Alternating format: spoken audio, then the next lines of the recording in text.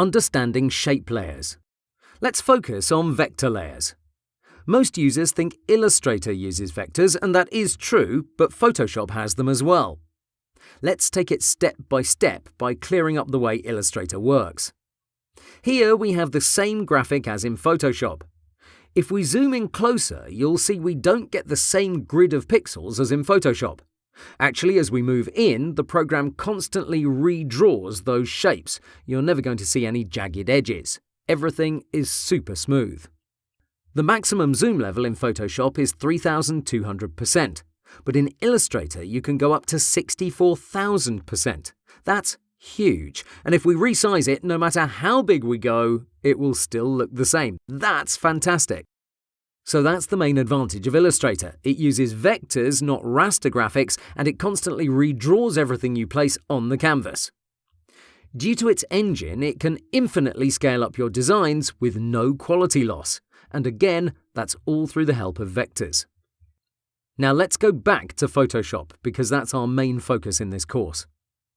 After raster layers, I want to talk about shape layers. These are vectors like the ones you previously saw in Illustrator. You can find them in the left panel, and they share the same hotkey, U. You can enlarge any of these without losing quality. This is what we'll mostly use for our web design work when it comes to buttons, menus, footers, backgrounds, etc. Let's add a rectangle on our screen so we can further analyze it. We have two options. We can select the tool and then click and drag anywhere on the canvas. This gives you complete freedom regarding its size. The alternative is to click once anywhere on the canvas and a new window will appear, asking you to put in its dimensions manually. I prefer the first option because I can always resize it later. That's the advantage of using vector layers. Now let's focus on the Layers panel, where you'll see it's a shape layer because of this symbol in the bottom right corner of the thumbnail. Underneath, our raster layer doesn't feature anything in the bottom right, so that's what I was talking about earlier. Plus, let me demonstrate how shape layers don't allow direct editing with tools like the eraser or the brush. If I select any of them, you'll see I immediately get this forbidden sign. I don't even have to hover over it to see I'm not allowed to modify it. It's the same story with lots and lots of tools and filters.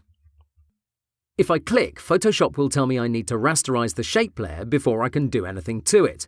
And that's true for all layer types.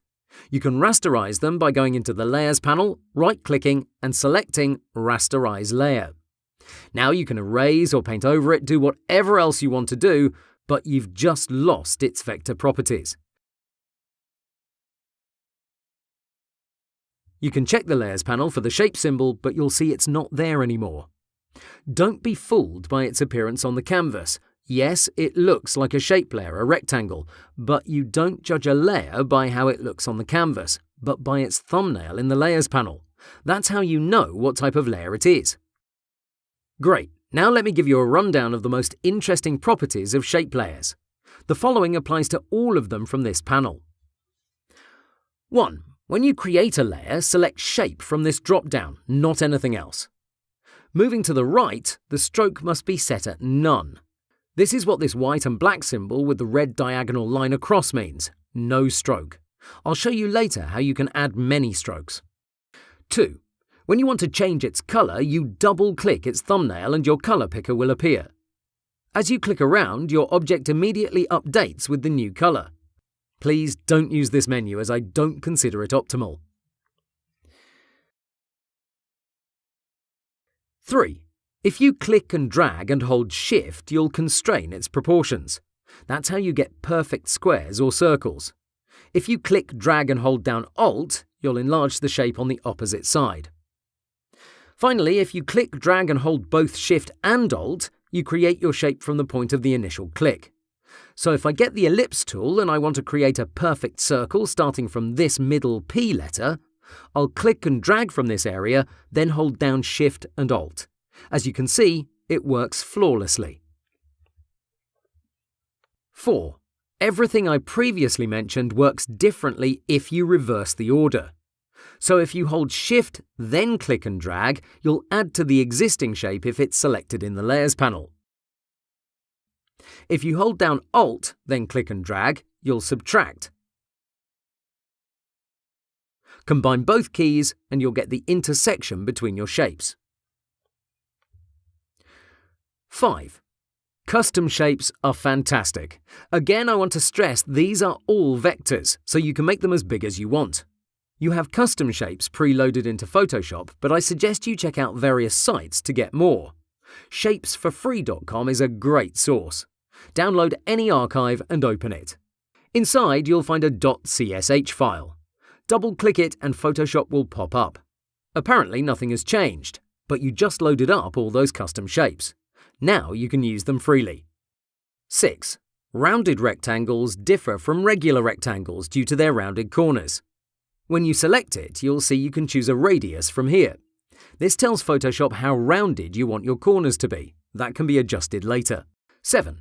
Speaking of that, the Live Shape Properties panel will pop up when you create a new shape. Here you can adjust its width and height from these two fields. If you click on the chain icon, you'll force Photoshop to keep this current aspect ratio. So if you double its width, the size will follow.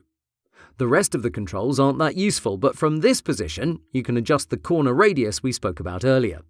So instead of 10, we can put in 20. The chain is selected by default. That's why all 4 corners update with the same value. If you unlink them, you can use something like 20, 20, 0, 0, so only the top part will have rounded corners. 8. The Polygon tool is best used by clicking on the canvas. This opens its own window through which you can decide what type of shape you want to create. I use it for triangles, stars, and hexagons.